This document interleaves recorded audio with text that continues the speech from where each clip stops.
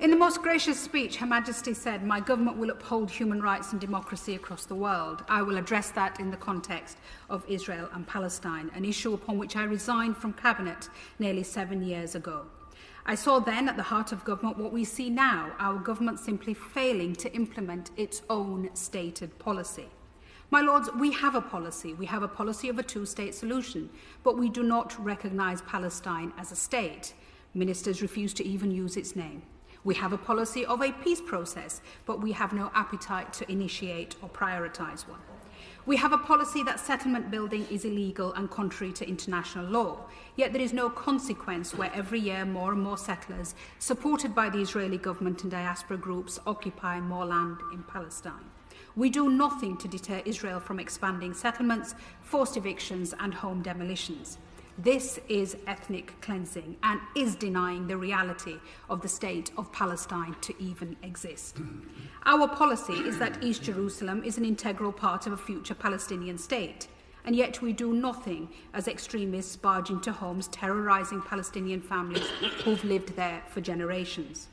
Our policy is to defend human rights, but no action follows as hundreds of Palestinian children every year are arrested, mistreated and incarcerated. Our policy is supporting international accountability and funding the International Criminal Court, but we oppose the ICC's investigation into war crimes in Palestine. Each time, my Lords, we fail to implement our own policy, we send out the message to an ever-extremist right-wing Israeli government that there will be no cost or consequences for its treatment of the Palestinians. This total impunity is feeding Israel's prolific rise in far-right extremism, leaving a society fighting for its very soul. My Lords, often when we look at periods in history that were so overwhelmingly unjust, so clearly unfair, and where in retrospect we see appalling human rights abuses and cruelty, the way we rationalise the lack of action at the time is by saying we would have done more if only we knew then what we know now. So I want to put on record what we know now, so that there can be no doubt in future generations that we knew. We know about the dispossessions in Sheikh Jarrah, about the chants of death to Arabs in Jerusalem, about the attacks on worshippers in Al-Aqsa, about the attacks outside the Church of the Holy Sepulchre. We know in the West Bank, Palestinians and Israeli settlers live side by side, the former legally but under military law without the most basic of utilities, the latter 630,000 strong and growing, illegally present yet governed by civilian law and living in relative luxury. Two peoples in the same land, but with differing legal systems and even separate roads to the same place. So we know, my Lords, as documented by Human Rights Watch, that the threshold has passed for the international war crime of apartheid and persecution. We know generations have existed under a blockade, never left Gaza, an area the size of the Isle of Wight, and drink water that the World Health Organization says is not even fit for animals. We know that mid-pandemic, Gaza's only coronavirus testing lab was damaged because of Israeli army bombing. We know of the deliberate targeting of journalists, including the bombing of the AP building, whereas US Secretary of State Blinken said there was no evidence of Hamas operations. We know that a female journalist who's worked for Channel 4 was attacked and had her hijab ripped off by Israeli soldiers.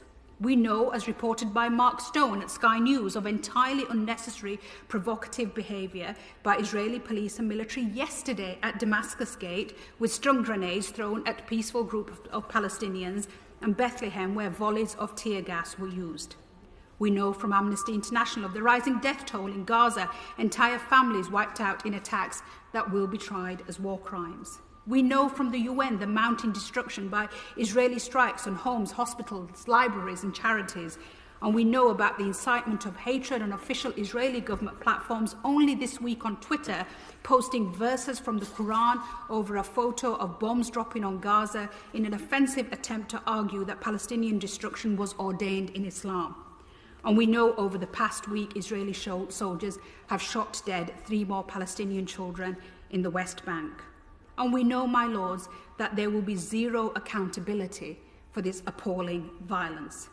And our silence in the face of this makes our position, as I said when I resigned in 2014, morally indefensible. So I ask the government to acknowledge that you know, we all know, And in conclusion, I urge the government to stop responding to narrow political interests and listen to the Israelis and Palestinians who stand together to call for an end to occupation, to Israeli Jewish human rights organisations such as B'Tselem, and to the ex-Israeli soldiers of Breaking the Silence who, in the face of horrendous abuse, continue to speak the truth and point out how there is no military solution. I urge noble lords across the House to win the BAFTA-winning film The Present by Farah Nablusi, which in 20 minutes of heartbreaking storytelling lays bare the daily aggression of occupation and checkpoints. And I ask my noble friends, what can they say today from that dispatch box to Palestinians who want occupation to end? How do we ensure that our policy of the two-state solution is not a simple fig leaf policy to hide inaction, but a reality for the people of Israel and Palestine?